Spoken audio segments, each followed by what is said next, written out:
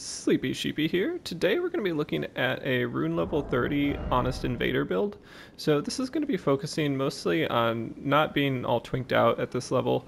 I'll kind of share my opinions about twinking in general a little bit later on, but essentially we're going to be using gear that's pretty early game and not really overpowered in any way. For this build we're going to be switching between a number of different weapons. These are all going to be +3. And we're going to be using a Claymore, a Lance. I have the Zweihander on here. I didn't end up really using it too much, but it can be useful. And then this heavy thrusting sword, whose name I'm not going to butcher. And then also we're going to be using a Misericorde, a Clawmark Seal, and a heavy buckler. This is going to be for parries and crits, and then the Clawmark Seal. I have a couple incantations since this was a level 1 wretch that I started the build with, so there are some faith-based incantations you can use at this level without actually investing any stat points in them. As for the armor, I went for something that was around the same poise that I expected to see at this level and also worked with my weight load, so this is only 25 poise, and I think it looks pretty decent. And I think this breakpoint is similar to what you'd see around this level. If you could hit 61 poise, that would be a great breakpoint since you are getting staggered by things like straight swords and stuff with this, but I felt that it looked good and was pretty true to the build. And then you'll notice that we only have 2 talisman slots. Any more than that seemed a little bit late game for level 30, so I kept it to 2. I do have one that I'll be swapping around a little bit throughout the Invasion Showcase, so if I wanted to use the Zweihander, I'd need to put on the Arsenal Charm. If I'm going for backstabs or parries, I'll probably throw on the Crimson Dagger. And then these 3, I did swap around a little bit, but I mostly stuck with the Spear Talisman since the Heavy Claymore does get thrusting damage when you do the heavy attack or the two-handed crouch attack, I believe. This thrusting sword also really takes advantage of the Spear Talisman, and the Lance obviously does too. And the Zweihander can if you're doing crouch pokes, which I tried not to do too much, but really all 4 of these weapons do benefit well from the Spear Talisman. When it came to stat allocation, I wanted to focus on 3 main things, mostly having a high vigor breakpoint, so something close to 30, making sure that I met all the requirements for the weapons that I wanted to use, and then just pouring the rest of my points into strength since I went for the heavy infusion route. This netted me the best AR with these different weapons, but you definitely could go for a dexterity route if you wanted to. I also wanted to talk about my mixed physics, so I'm going to be using the Crimson Burst Crystal tier exclusively as one of my tier slots, and this is going to be really important. Low-level invasions can really get drawn out, and you have much fewer heals, so if you can have something that lasts a long period of time and gives you some health back, this is really beneficial, especially when HP is much lower. The small incremental boost definitely adds up over time. And then I went for the Strength Knot crystal tier. If you were to do different infusions, like a flame infusion, the flame shrouding tier might be a good option. And I did run that a little bit at some points throughout this build when I had a flame infused Claymore, but I think the 10 points that you get from a Strength Knot or Dexterity Knot, if you want to do a Dex route with this type of build, are going to be the way to go. I'm not going to go over all the different moves that you can perform with these 4 different weapons, but I will just briefly cover the main types of attack patterns you want to go for with each one. So I would say with the Claymore, you're definitely going to be going for some uncharged heavy attacks or some fully charged heavy attacks, depending on the situation. It can be good to mix up that timing. And I put Storm Stomp on this since that combos into a uncharged heavy attack. As for the heavy thrusting sword, the running R2 is going to be really strong. Also the jumping light followed up by another light attack is going to combo pretty frequently. I thought that it was a true combo, but in practice it seemed not to be, so it might have been changed in a patch. But the running attack is going to be really nice, and then the heavy attack is also pretty solid. You can catch your opponent off guard with it sometimes since it is a slash attack.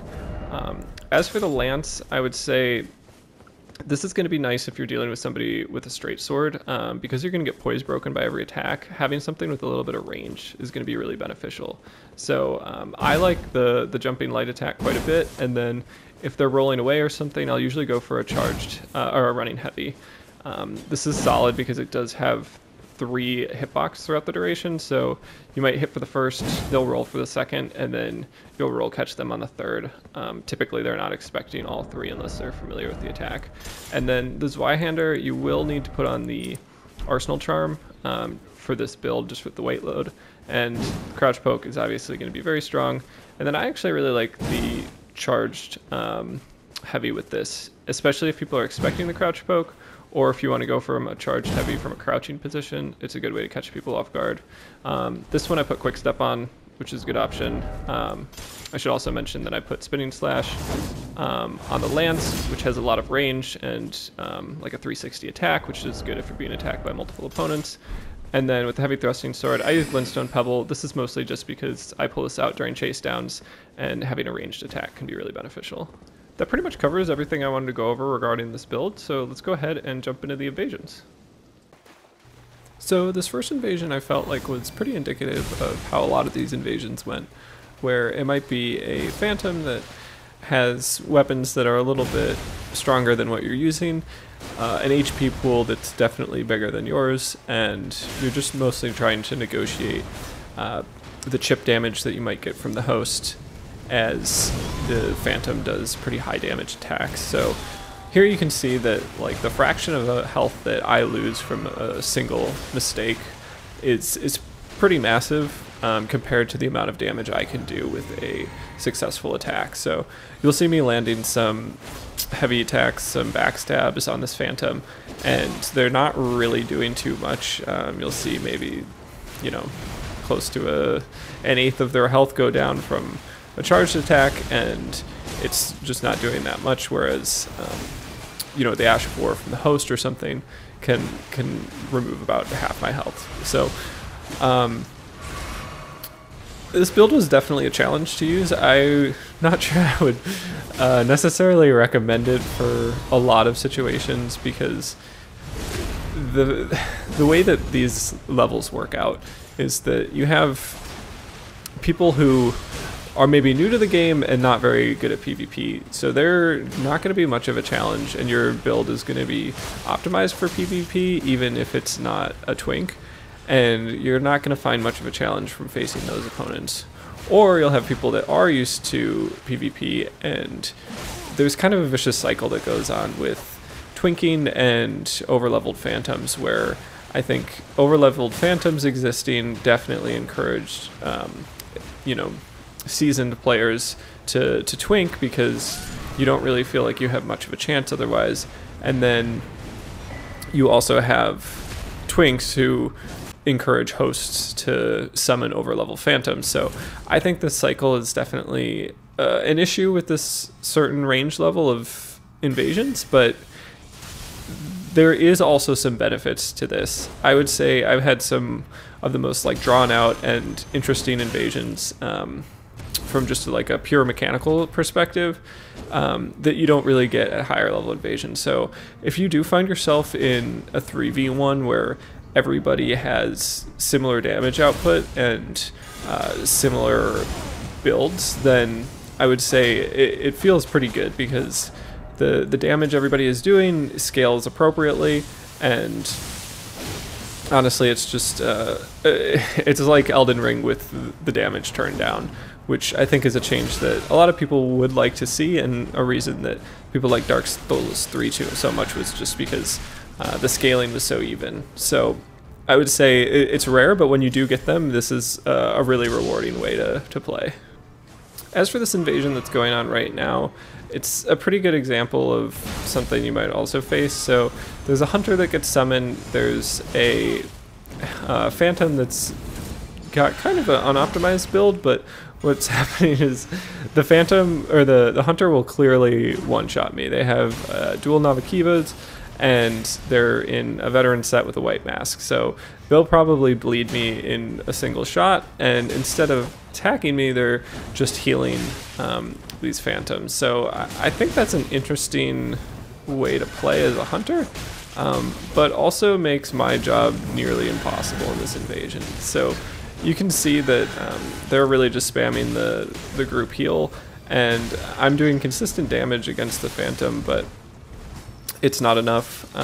You know, I am still outnumbered, and I try to get some of the PvE involved. I'm, you know, gradually losing health using my flasks, and it's definitely a bit of a challenge here. I do at some point realize that Catch Flame is probably my best approach against this Phantom using the fist weapons, but it's not really any match for the amount of heals that they're receiving from the hunter. So this is pretty much hopeless up until right about now, when the host jumps off a cliff, and you know, they're rune arced as well, so it's quite a challenge. I tried not to get really demoralized about this, but the low level invasions, I do feel for people who want a Twink at this level, and then for people that are facing Twinks, I do feel for those people that want to have overleveled Phantoms on their side. So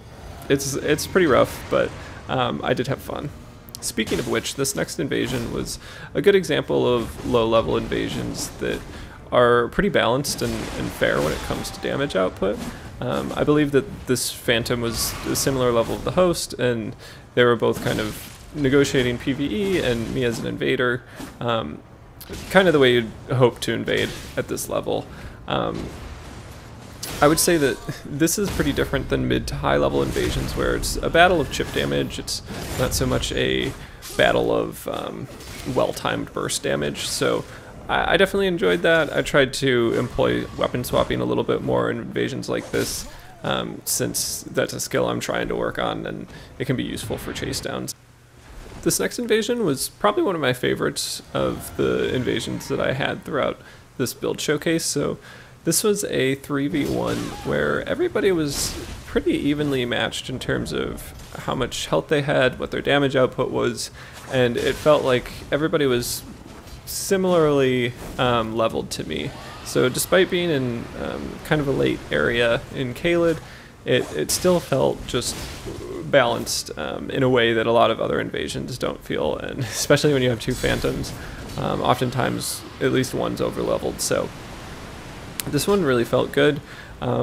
They do start things out with some Rot Breath, which is not my favorite as an invader, but that does stop out after a certain point, after I get Scarlet Routed, of course, but it really wasn't too much of an issue. I did have regen on, and at this level, regen and Scarlet Rot, they don't cancel out completely. You still do get a little bit of chip damage from it, but it is usually enough to negotiate the Rot for the most part, and you may only end up using one heal on getting back to full health after the duration of the Rot Breath. So that was pretty good, and then mostly I just tried to focus on my timing and spacing, really going for, you know, these small windows that opened up as these three people were chasing me. In a 3v1, using your opponent's aggression to your advantage is really going to be important. I think at a certain point I realized that the heavy thrusting sword was not doing enough damage and not really coming out fast enough, and I also had Flame of Redmanes on my Claymore, so that was going to be a useful tactic just for kind of breaking everybody up. If you have an Ash of War like that you can bring out to kind of discourage everybody to clump together and attack all at once, that can be really useful. So at this point you'll see that I'm out of heals. I do still have my regen going, which is useful for all the chip damage that they're doing, but I definitely needed to play a little bit more precisely at this point. So I go for turn and burn type attacks with my charged heavy, and that did a decent amount of damage, and I could tell that my opponents were starting to get low on health as well. So I tried to just keep the pressure on and keep them divided a little bit, and really take advantage of when they were all swinging in the same spot, looking for windows of opportunity, and maybe taking on a trade a little bit. You can see that the winged scythe is really not doing too much damage, which is very helpful in this situation because I still have regen on, so I can afford to get chipped a little bit and then get that back, especially with their pace of chipping me down. it was enough to negotiate that damage over time. You know, these do get pretty drawn out at a certain point, but everybody goes down and starts running out of heals at a certain point, which is really beneficial. And also just makes it a little bit more intense when you see, you know, 2 or 3 phantoms that have half health, a third health. You know that kind of the end is in sight for them, and if you can get one of them, you'll get 1 heal back. So that feels really good. And I think soon I'll be switching up tactics. I'll switch to a heavy thrusting sword, and that's going to be really nice for chasing down, getting that last bit of health. I definitely recommend this tactic. The running heavy with the heavy thrusting sword is going to be really strong in terms of chase downs, and the timing and spacing are going to require adjustments on your opponent's end that are frequently hard to make in the middle of a battle, especially if you've been, you know, become accustomed to the, you know, heavy attacks of a Claymore or something. The quickness of a heavy thrusting sword is going to be hard to adjust for a lot of players.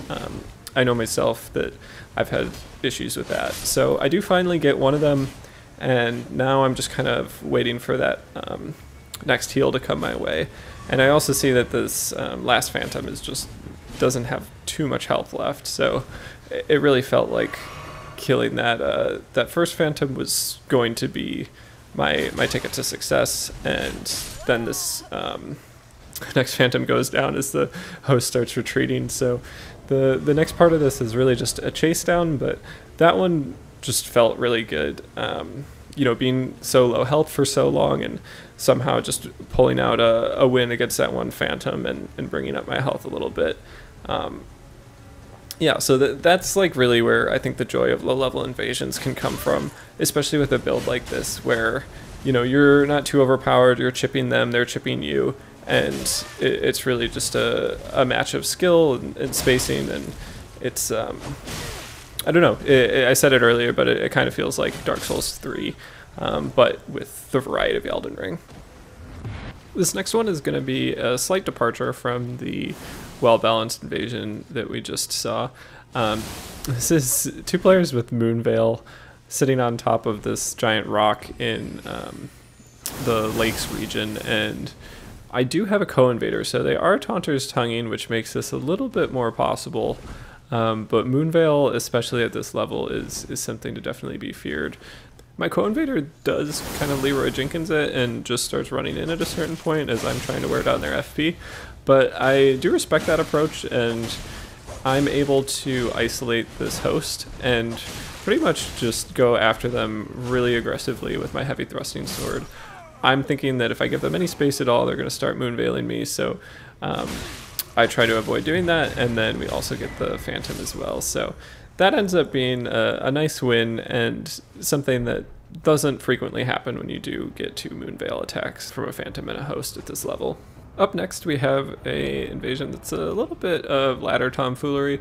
So I went up here 2 or 3 times before this part of the clip, but it was mostly going up, getting attacked, and taking a little bit of damage and then jumping back down before I could die.